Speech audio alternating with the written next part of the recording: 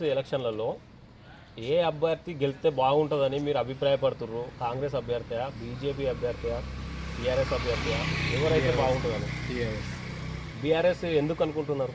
అంటే ఇప్పుడు చుట్టుపక్కల మొత్తం ఏదైతే మిడిల్ క్లాస్ కాలనీస్ ఉన్నాయో దానికి సొసైటీ ఇన్ఛార్జ్ ఎవరైతే ఉంటారో బస్సు లీడర్స్ మొత్తం టీఆర్ఎస్ వాళ్ళు ఉన్నారు. వాళ్ళు ఏమున్నా కానీ మనకు ఇమీడియట్గా యాక్షన్ తీసుకుంటాడు, ఇమీడియట్గా సాల్వ్ చేస్తారు. ఇప్పుడు ఎమ్మెల్యే కానీ ఎవరైనా కానీ వాళ్ళ దగ్గరకు పోయినామంటే మనకు కాదు. బీఆర్ఎస్ ప్రభుత్వము ఇంత ముందుకు మొత్తం అప్పులు చేసింది అని కాంగ్రెస్ ప్రభుత్వాన్ని ప్రజలు తెచ్చుకున్నారు. ఈ కాంగ్రెస్ ప్రభుత్వం ఉండగా కూడా మళ్ళీ జూబ్లీహిల్స్లో బీఆర్ఎస్ఏ ఎందుకు రావాలని కోరుకుంటారు మీరు? ఇప్పుడు కాంగ్రెస్ వచ్చినప్పుడు నేను ఏది మంచిగా చేయదు, ఏ మాట చెప్పినా కానీ మాట మీద లేదు. దానికి మనం ఏం చేసినా కానీ అక్కడ దాకా పోయాము, అక్కడ పెట్టుకోలేము. మనకు టీఆర్ఎస్ అంటే అప్పు చేసింది, ఏ గవర్నమెంట్ వచ్చినా మనకు అప్పు చేస్తుంది, చేయకుండా తప్పదు. బాగా అవసరాన్ని బట్టి వాళ్ళు చేసుకుంటారు, జనాలకి మోసం చేయడం. ఇప్పుడు టీఆర్ఎస్ ఉంటే ఏమైందంటే కొంచెం పేదవాళ్ళకి సాయం చేసిండు, ఏదైనా కానీ చిన్నదైనా కానీ. కాంగ్రెస్ పార్టీ అంటేనే పేదల పార్టీ అంటారు కదా, మరి అది చెప్పడానికి ఉంది. ఈ కాలం అటువంటిది ఏం లేదు.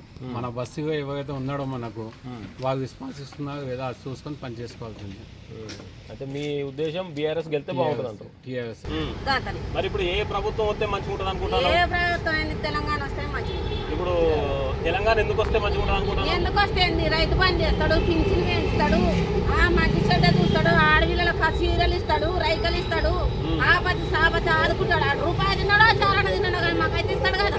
ఇప్పుడు రేవంత్ రెడ్డి చేస్తాడా?